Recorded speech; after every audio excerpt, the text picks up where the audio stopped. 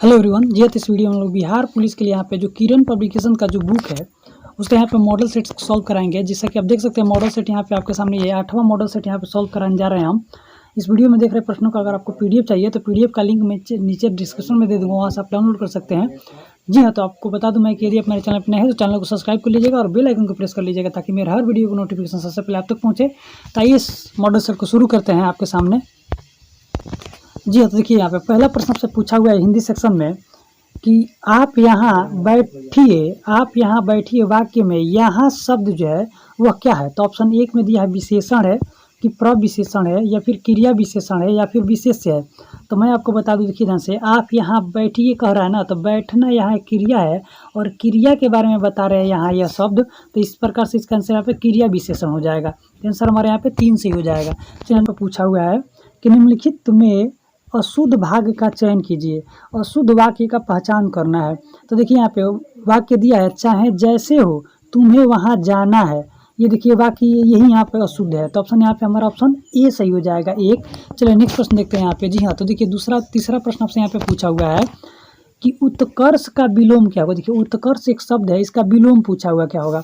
तो उत्कर्ष का विलोम जो होता है ना वो अपकर्ष होता है। तो ऑप्शन हमारे यहाँ पे ऑप्शन 4 सही हो जाएगा। जो देखिए चौथा प्रश्न आपसे यहाँ पे पूछा है कि जिस पर आक्रमण न किया गया हो, तो जिस पर आक्रमण न किया गया हो उसे हम लोग कहते हैं अनाक्रांत, अनाक्रांत कहते हैं। तो ऑप्शन हमारे यहाँ पे ऑप्शन 1 सही हो जाएगा। चलिए नेक्स्ट प्रश्न देखते हैं यहाँ पे।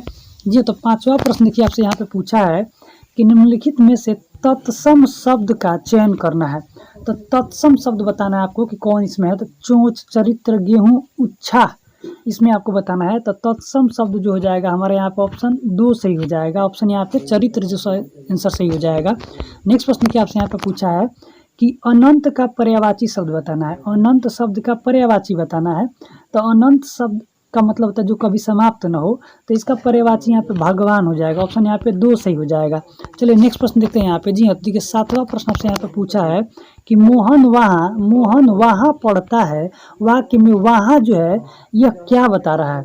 तो वहाँ जो है ना स्थान के बारे में बता रहा है। देखिए ध्यान से, इस प्रकार से यहाँ पे ऑप्शन हमारा ए सही हो जाएगा, स्थानवाचक क्रिया विशेषण। तो 1 सही हो जाएगा। चलिए नेक्स्ट प्रश्न देखते हैं यहाँ पे जो आपसे पूछा हुआ है। जो तो देखिए 8वां प्रश्न आपसे यहाँ पे पूछा है कि निम्नलिखित वाक्यों का अंग्रेजी का हिंदी में अनुवाद करना है। सेंटेंस दिया है यहाँ पे कि आई एम वेरी हंग्री। देखिए मैं बहुत भूखा हूँ, प्लीज़ फीड मी क्विकली, मुझे खाना जल्दी से दी जाए। तो इसका आंसर आपको बताना है। तो इस 8वें प्रश्न का जो हमारा आंसर हो जाएगा वो ऑप्शन हमारे यहाँ पे 3 से ही हो जाएगा, मुझे बहुत भूख लगी है, कृपया खाना जल्दी दीजिए। नेक्स्ट प्रश्न देखते हैं यहाँ पे जो आपसे पूछा हुआ है। जी तो आप देख सकते हैं यहाँ पे प्रश्न है आपके सामने यहाँ पे कि शहनाई के रीढ़ किस तरह के पौधे से तैयार किए जाते हैं। तो शहनाई का जो रीढ़ होता है ना वो नरकट के पौधे से तैयार किया जाता है। तो ऑप्शन यहाँ पे हमारा 2 सही हो जाएगा। जो देखिए 10वां प्रश्न आपसे यहाँ पे पूछा हुआ है कि निम्न में से कौन सा व्यक्ति गुड़िया नृत्य से जुड़ा हुआ है। तो ये गुड़िया नृत्य से संबंधित व्यक्ति का नाम बताना है। तो इसका आंसर यहाँ पे हमारा ऑप्शन 2 सही हो जाएगा, मोथा सिंह। ये 9th क्लास के हिंदी के चैप्टर से लिया गया प्रश्न है। चलिए अगला प्रश्न देखते हैं यहाँ पे। जो तो नेक्स्ट प्रश्न आपसे यहाँ पे पूछा हुआ है कि देवनागरी लिपि में मुद्रण के टाइप कब बने हुए थे। देखिए मुद्रण के टाइप बताना है कब बने हुए थे। तो देखिए इसका आंसर यहाँ पे 2 सदी पहले बने हुए थे। तो आंसर यहाँ पे 1 सही हो जाएगा। चलिए अगला प्रश्न देखते हैं यहाँ पे। देखिए तो अंग्रेजी सेक्शन से आपको प्रश्न यहाँ पे देखने को मिल गया है। तो देखिए अंग्रेजी के प्रश्न जो आपसे पूछे गए हैं देख सकते हैं आप कि choose the option that describe the meaning of the flowing idem and phrase. Idem phrase का मीनिंग बताना है। यहाँ पे एक बात दिया है, आइडम फ्रेज दिया है इंड इन द स्मोक। इसका आपको बताना है आइडम फ्रेज में आंसर क्या होगा। तो 12वें प्रश्न का जो हमारा आंसर हो जाएगा यहाँ पे वो ऑप्शन यहाँ पे हमारा ऑप्शन 1 सही हो जाएगा, बियर नो फ्रूट। ऑप्शन हमारे यहाँ पे 1 सही हो जाएगा 12वें प्रश्न का। जी तो नेक्स्ट प्रश्न देखते हैं यहाँ पे। जी तो नेक्स्ट प्रश्न आपसे यहाँ पे फिलिंग द ब्लैंक्स में पूछा हुआ है कि choose the most suitable preposition बताना है। सेंटेंस है यहाँ पे कि दे वेयर हॉरिफाइड द साइट। तो देखिए ध्यान से, हॉरिफाइड शब्द के साथ में अगर साइट शब्द लगा रहेगा ना तो इसके लिए प्रीपोजिशन यहाँ पे एट लगाना है। तो ऑप्शन यहाँ पे हमारा 2 सही हो जाएगा। जी तो 14वां प्रश्न क्या आपके सामने यहाँ पे पूछा हुआ है कि find out the error part of the flowing sentence. उस पार्ट्स को बताना है जिसमें ईरर है सेंटेंस में। तो 14वें प्रश्न के लिए जो आपका आंसर हो जाएगा यहाँ पे आप देख सकते हैं इसका, तो यहाँ पे हमारा देखिए ध्यान से ऑप्शन यहाँ पे 2 सही हो जाएगा। यहाँ पे हु शोड जो दिया है ना, यहाँ पे ऑप्शन 2 जो इसका पार्ट है, यहाँ पे देखिए ध्यान से एट द अनवांटेड विजिटर, यहाँ पे हमारा ऑप्शन यहाँ पे 2 सही हो जाएगा। चलिए कि on the basis of the given sentence pick out the correct sentence converted in past tense from the given option. Past tense में दिए गए सेंटेंस को बदलना है। चलिए प्रश्न देखते हैं यहाँ पे जो आपसे पूछा हुआ है। प्रश्न यहाँ पे दिया है आपके सामने, वाक्य जो दिया है आप देखिए इस वाक्य को। वाक्य है यहाँ पे कि they do not trust in God. देखिए तो ये आपका वाक्य जो दिया हुआ है ये प्रेजेंट इंडेफिनिट का वाक्य है, इसको बदलना है पास्ट टेंस में। तो देखिए पास्ट में बदलने के लिए आपको पास्ट इंडेफिनिट का रूल होता है सब्जेक्ट प्लस उसके बाद से आता है डीड, और डीड के बाद से आता है नॉट, और नॉट के बाद से आता है आपके सामने यहाँ पे V1 और प्लस ऑब्जेक्ट। इस रूल को फॉलो करिएगा, आपका आंसर यहाँ मिल जाएगा। तो जैसा कि इस प्रश्न का आंसर आप देख सकते हैं यहाँ पे आंसर हो जाएगा they did not trust in God. तो यहाँ पे ऑप्शन हमारा 2 सही हो जाएगा। चलिए नेक्स्ट प्रश्न देखते हैं आपके सामने जो पूछा हुआ है जी। तो अगला प्रश्न पूछा है यहाँ पे कि एंटोनिम बताना है।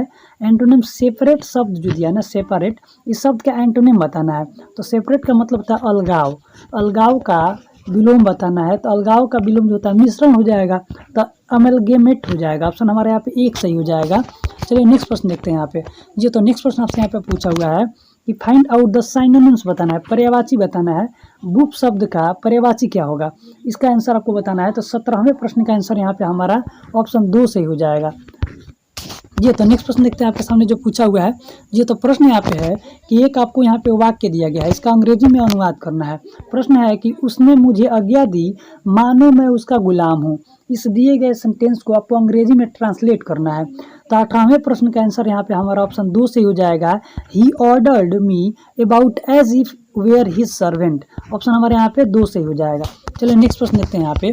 तो 19 नंबर का प्रश्न आपसे पूछा हुआ है कि what do you understand by the word echo in the chapter.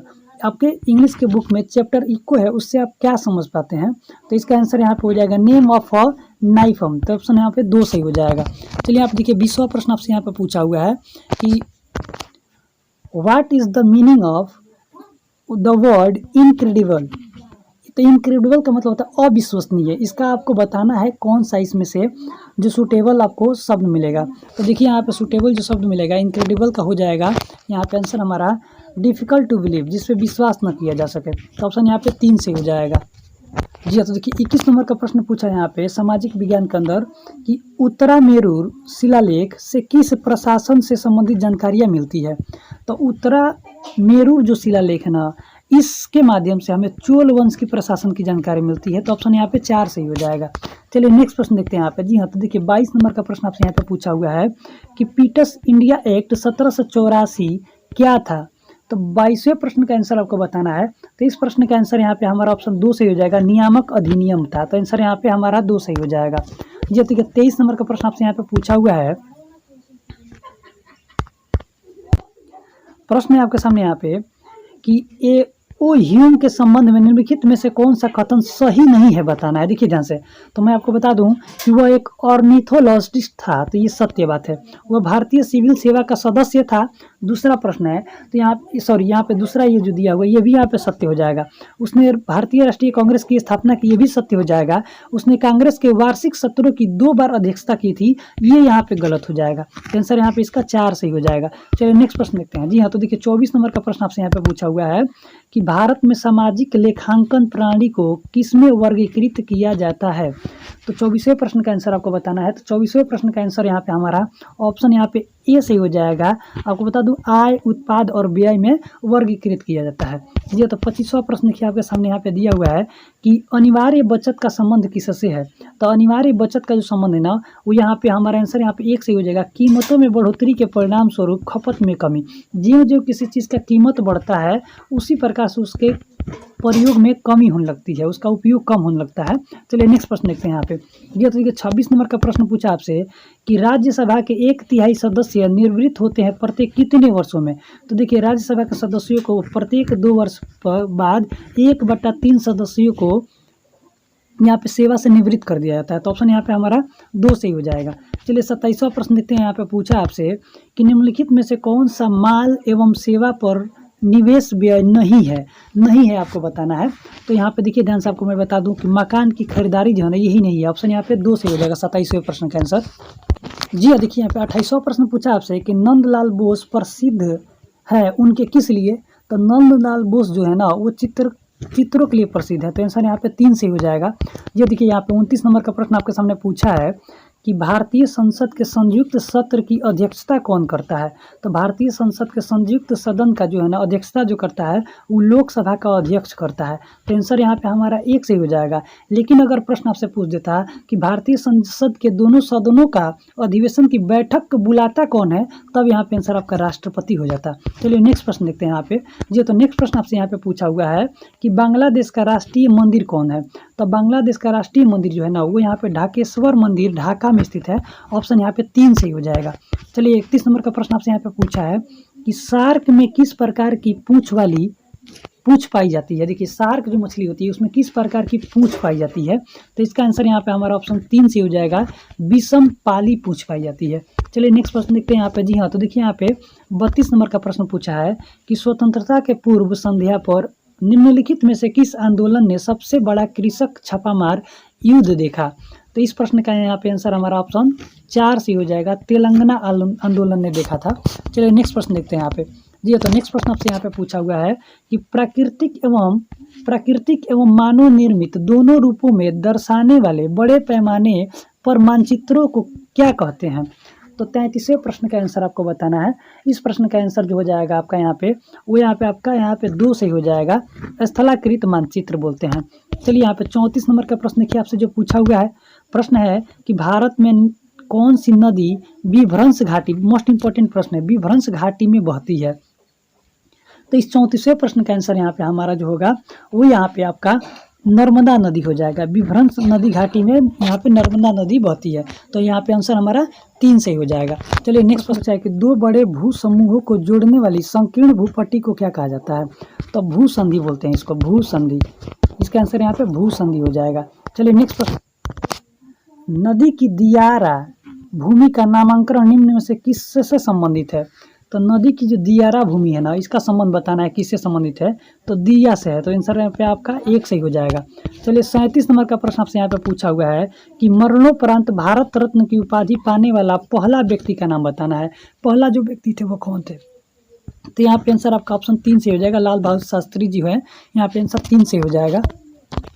जी देखिए 38 नंबर का प्रश्न पूछा है कि निम्नलिखित में कौन सा युग्म सही नहीं खाता है, बताना है। सही नहीं है। देखिए ट्राफल्गर स्क्वायर जो है लंदन में ये सही है, रेड स्क्वायर मॉस्को में ये भी सही है, तियानानामन स्क्वायर जो बीजिंग में ये भी सही है। लेकिन यहाँ पे आपका 4 जो है ना ये यहाँ पे मिलान सही नहीं है, अबू धाबी नहीं है। तो ऑप्शन यहाँ पे हमारा इसका 4 सही हो जाएगा। मैं बता दूं कि आपको 38वें प्रश्न में जो इसका मिलान जो होना चाहिए था वो यहाँ पे आपका जो हो जाएगा वो काहिरा में स्थित है। देखिए ध्यान से, काहिरा में ये स्थित है, काहिरा में स्थित है ये। चलिए अगला प्रश्न देखते हैं यहाँ पे। ये तो 39वां प्रश्न आपसे यहाँ पे पूछा हुआ है कि संयुक्त राष्ट्र सुरक्षा परिषद के अस्थायी सदस्यों की कार्य अवधि कितने दिनों की होती है। तो अस्थायी सदस्यों की कार्य अवधि होती है 2 वर्षों के लिए होती है। हम आपको बता दें यहाँ पे कि संयुक्त राष्ट्र संघ में 2 तरह के, एक स्थायी सदस्य होते हैं। तो स्थायी सदस्यों में लगभग 5 देश हैं और अस्थायी सदस्य देशों में यहाँ पे 10 देश हैं। तो 5 जो स्थायी सदस्य देश हैं उन देशों का आपका नाम याद रखना चाहिए। जो देश यहाँ पे वो आपका चीन है, यानी कि चाइना है, रसिया है, रूस है, यूके है, अमेरिका है और यहाँ पे आपका एक और देश है फ्रांस है। चलिए नेक्स्ट प्रश्न देखते हैं यहाँ पे। ये तो 40 नंबर का प्रश्न आपसे यहाँ पे पूछा है। प्रश्न है यहाँ पे कि भारत का वह कौन सा राज्य है जिसने सबसे पहले खाद्य सुरक्षा कानून पारित किया था। तो इसका आंसर यहाँ पे छत्तीसगढ़ हो जाएगा। आंसर यहाँ पे 3 से हो जाएगा। ये तो 41 नंबर का प्रश्न क्या आपसे यहाँ पे पूछा है कि वारामिहिर का बृहत संहिता ग्रंथ आधारित है किस पर। तो खगोलविद पे आधारित है। तो आंसर यहाँ पे हमारा ऑप्शन 4 से ही हो जाएगा। जो देखिए 42वां प्रश्न आपसे पूछा है कि बांग्लादेश का राष्ट्रीय पक्षी क्या है। तो बांग्लादेश का राष्ट्रीय पक्षी का नाम बताना है। तो आंसर यहाँ पे हमारा 1 से ही हो जाएगा, मैगपी रॉबिन। चलिए मैं किसी नक्शे को उल्टा करके पढ़ता हूँ तो गुजरात की दिशा क्या होगी। तो गुजरात की जो दिशा हो जाएगी ना मेरे दाईं तरफ हो जाएगी, उल्टा करने पे दाएं तरफ चला जाएगा। चलिए नेक्स्ट प्रश्न देखते हैं आप। जी हाँ, तो नेक्स्ट प्रश्न यहाँ पे पूछा है कि भारत के प्रधानमंत्री बनने के लिए आवश्यक न्यूनतम आयु कितनी होनी चाहिए। तो भारत के प्रधानमंत्री बनने के लिए न्यूनतम आयु जो है 25 वर्ष की होनी चाहिए। तो आंसर यहाँ पे हमारा ऑप्शन 1 सही हो जाएगा। जी हाँ, तो नेक्स्ट प्रश्न देखते हैं यहाँ पे जो पूछा है। तो नेक्स्ट प्रश्न यहाँ पे आपसे पूछा हुआ है कि निम्नलिखित में से किस भाषा में संगम साहित्य लिखी गई है। तो संगम साहित्य को तमिल भाषा में लिखा गया है। तो आंसर यहाँ पे हमारा 1 सही हो जाएगा। चलिए 46वां प्रश्न देखते हैं यहाँ पे। 46 नंबर का प्रश्न पूछा गया, खेल में उत्कृष्टता के लिए कौन सा पुरस्कार दिया जाता है। तो खेल के अंतर्गत जो है ना उत्कृष्टता के लिए अर्जुन पुरस्कार दिया जाता है। आंसर यहाँ पे हमारा ऑप्शन 2 से हो जाएगा। मैं आपको बता दूं कि अर्जुन पुरस्कार जो है सबसे पहले कब से दिया जाना शुरू हो गया था। तो इसका आंसर आपको याद करना है। तो ये 1961 से शुरू हुआ था। देखिए ध्यान से 1961 से शुरू हो गया था देना। नेक्स्ट प्रश्न देखते हैं यहाँ पे। जी तो नेक्स्ट प्रश्न आपसे यहाँ पे पूछा हुआ है कि सौर प्रणाली में पृथ्वी सूर्य से कितने नंबर का ग्रह आता है। तो तीसरे नंबर का ग्रह आता है। तो ऑप्शन यहाँ पे 2 सही हो जाएगा। नेक्स्ट प्रश्न देखिए जो पूछा आपसे यहाँ पे मोस्ट इंपॉर्टेंट प्रश्न है कि दीन इलाही की शुरुआत किसने की थी। तो दीन इलाही की शुरुआत अकबर ने किया था। आपको बता दें कि 1582 में किया था। ये डेट याद कर लीजिएगा। जी तो नेक्स्ट प्रश्न यहाँ पे पूछा है कि एक लीप वर्ष में दिन होते हैं कितने। तो एक लीप वर्ष में ना दिन जो होते हैं 366 दिन का दिन साल होता है, इसलिए ये लीप वर्ष होता है। चलिए नेक्स्ट प्रश्न देखते हैं यहाँ पे। जी तो नेक्स्ट प्रश्न यहाँ पे पूछा है कि निम्नलिखित में से किस भारतीय को प्रथम संयुक्त राष्ट्र मलाला सम्मान से सम्मानित किया गया था। तो इसका आंसर यहाँ पे हमारा ऑप्शन 1 सही हो जाएगा, दामिनी को। आंसर यहाँ पे 1 सही हो जाएगा। चलिए नेक्स्ट प्रश्न देखते हैं यहाँ पे। जी तो नेक्स्ट प्रश्न आपसे यहाँ पे पूछा हुआ है कि निम्नलिखित में कौन सा नाम पटना से संबंधित नहीं है। देखिए पटना से संबंधित नहीं है पूछा है। तो अजीमाबाद पटना का पूर्व नाम था, कुसुमपुर, पुष्पपुर, यहाँ पे कनिष्कपुर जो है ना यही इसका नाम नहीं रहा है। तो 4 सही हो जाएगा। जो तो नेक्स्ट प्रश्न यहाँ पे पूछा आपसे कि एमनेस्टी इंटरनेशनल संस्था काम करती है किसके लिए करती है, ये आपको बताना है। तो मैं आपको बता दूं मानव अधिकार के क्षेत्रों के लिए काम करती है। तो ऑप्शन यहाँ पे 1 सही हो जाएगा। नेक्स्ट प्रश्न यहाँ पे पूछा आपसे, प्रश्न है कि भाभा परमाणु अनुसंधान केंद्र स्थित है कहाँ पर। तो ट्राम में मुंबई में पड़ता है। तो ऑप्शन यहाँ पे हमारा 4 सही हो जाएगा। भारतीय विज्ञान संस्था स्थित है कहाँ पर। तो भारतीय विज्ञान संस्था जो स्थित है ना बेंगलुरु में स्थित है। तो आंसर यहाँ पे 2 सही हो जाएगा। जी तो अगला प्रश्न यहाँ पे पूछा है कि ईश्वर चंद्र विद्यासागर किससे सबसे अधिक संबंधित थे, किससे। तो आपको मैं बता दूं कि यहाँ पे विधवा विवाह से वो संबंधित है। तो आंसर यहाँ पे हमारा 2 सही हो जाएगा। नेक्स्ट प्रश्न देखिए जो पूछा आपसे यहाँ पे। नेक्स्ट प्रश्न है कि बिहार राज्य की बोली को किसने सबसे अलग पहचान के लिए बिहारी बोली कहा था। तो देखिए बिहारी बोली के रूप में कहने वाले व्यक्ति थे E.M. फॉस्टर। तो ऑप्शन यहाँ पे हमारा 4 सही हो जाएगा। ये तो देखिए 57 नंबर का प्रश्न पूछा है यहाँ पे कि बिहार राज्य के कुल जनसंख्या का कौन सा भाग कार्यशील जनसंख्या के अंतर्गत आता है। कितना हिस्सा जो है बिहार राज्य का कार्यशील हिस्से के अंतर्गत आता है। तो यहाँ पे हमारा ऑप्शन यहाँ पे 1/3 हो जाएगा सही। इसका आंसर 1/3 आंसर हो जाएगा। चलिए नेक्स्ट प्रश्न देखते हैं यहाँ पे आपके सामने। 58 नंबर का प्रश्न पूछा है कि बिहार राज्य में संपूर्ण क्रांति का आह्वान किसने किया था। तो बिहार राज्य में जो है ना संपूर्ण क्रांति का आह्वान जो किए थे ना उनका नाम था जयप्रकाश नारायण जी। तो आंसर यहाँ पे 3 सही हो जाएगा। चलिए नेक्स्ट प्रश्न देखते हैं यहाँ पे। जी तो 59 नंबर का प्रश्न आपसे पूछा है कि जहांगीर के समकालीन इतिहासकार जिसने बिहार में पटना अपनी प्रसिद्ध दस्तीबान महाजिब की रचना किए थे। तो यहाँ पे मोहसिन फनी हो जाएगा। आंसर इसका 3 सही हो जाएगा। चलिए नेक्स्ट प्रश्न देखते हैं यहाँ पे। जी हाँ तो नेक्स्ट प्रश्न पूछा है 60 नंबर का कि ताम्रपत्र लेखन दर्शाते हैं कि प्राचीन काल में बिहार राज्य के राजाओं का संपर्क था किससे था। तंजवा और सुमुत्रा से था। आंसर यहाँ पे आपका 4 सही हो जाएगा। चलिए नेक्स्ट प्रश्न आपके सामने यहाँ पे पूछा हुआ है, आप देख सकते हैं यहाँ पे। ये सामान्य ज्ञान के प्रश्न आपके सामने यहाँ पे पूछे गए हैं कि किस वर्ष में संसद के एक अधिनियम द्वारा लकाद्वीप मनकाय अम्निद्वीप द्वीप के द्वीपों में समाहित करते हुए लक्षद्वीप के नाम केंद्र शासित प्रदेश में गठन किया गया था। तो चलिए यहाँ पे आपको आंसर बताना है। तो आंसर यहाँ पे 1973 इसका आंसर सही हो जाएगा। तीसरा आंसर सही हो जाएगा। चलिए नेक्स्ट प्रश्न आपसे यहाँ पे पूछा है कि महाधिवक्ता के प्रसाद प्रयत्न अपने पद पर बना रह सकता है किसके माध्यम से रह सकता है। तो राज्यपाल के प्रसाद प्रयत्न। ऑप्शन यहाँ पे 4 सही हो जाएगा। जी देखिए यहाँ पे आपके सामने पूछा है 63 नंबर का प्रश्न पूछा है कि निम्नलिखित में से कौन सा शब्द भारत में मंदिर स्थापत्य कला से संबंधित नहीं है। देखिए ध्यान से मंदिर स्थापत्य कला से संबंधित नहीं है बताना आपको। तो यहाँ पे आपका आंसर यहाँ पे 2 सही हो जाएगा, ऊर्ध्वा का। ऑप्शन यहाँ पे 2 सही हो जाएगा। देखिए 64 नंबर का प्रश्न आपसे यहाँ पे पूछा है कि निम्नलिखित में से कौन सा लोक नृत्य एक हाथ में तलवार और दूसरे हाथ में ढाल लेकर किया जाता है? तो एक हाथ में तलवार और दूसरे हाथ में ढोल लेकर किया जाता है पाइका त्यौहार में। तो आंसर यहाँ पे हमारा 3 से हो जाएगा। चलिए नेक्स्ट प्रश्न देखते हैं। तो नेक्स्ट प्रश्न आपके सामने पूछा है कि भारतीय राष्ट्रीय कांग्रेस के पहले अधिवेशन का आयोजन मुंबई में किया गया था, बिमल बनर्जी जी की अध्यक्षता में किया गया था। वो कब किया गया था? तो मैं आपको बता दूं, दिसंबर 1885 में किया गया था। आंसर यहाँ पे 4 से हो जाएगा। जी तरीके 66 नंबर का प्रश्न आपसे यहाँ पे पूछा है कि द्वितीय विश्व युद्ध में अपने पक्ष में पूर्ण भारतीय सहयोग प्राप्त करने के लिए ब्रिटिश सरकार ने भारत में कौन सा मिशन शुरू किया गया था? तो यहाँ पे क्रिप्स मिशन शुरू किया गया था। तो इसका आंसर यहाँ पे 4 से हो जाएगा। 66वें प्रश्न का आंसर आपका 4 से है। आपको बता दो कि क्रिप्स मिशन कब आया था? तो 1942 में आया था। ये डेट आप याद कर सकते हैं। चलिए यहाँ पे 67 नंबर का प्रश्न आपसे पूछा है कि ICC अंतर्राष्ट्रीय क्रिकेट परिषद का मुख्यालय इनमें से किस देश में स्थित है? तो इसका आंसर यहाँ पे आपका 2 से हो जाएगा। UAE में। प्रश्न पूछा है यहाँ पे ऋग्वेद कितनी पुस्तकों मंडलों में विभाजित है? तो ऋग्वेद जो है ना 10 मंडलों में विभाजित है। तो इसका आंसर यहाँ पे हमारा 2 से हो जाएगा। जी 69 नंबर का प्रश्न यहाँ पे पूछा आपसे कि ए प्रोमिस्ड लैंड किसके द्वारा लिखा गया पुस्तक है? तो प्रोमिस्ड लैंड जो है ना यहाँ पर पुस्तक आपका बराक ओबामा द्वारा लिखा गया पुस्तक है। तो 1 सही हो जाएगा। चलिए नेक्स्ट प्रश्न देखते हैं यहाँ पे दिया। तो 70 नंबर का प्रश्न यहाँ पे पूछा है कि अलाउद्दीन खिलजी द्वारा लगाया गया खराज कर किसान की उपज के लगभग कितना प्रतिशत के बराबर था? तो 50% के बराबर था। तो आंसर यहाँ पे आपका 2 से हो जाएगा।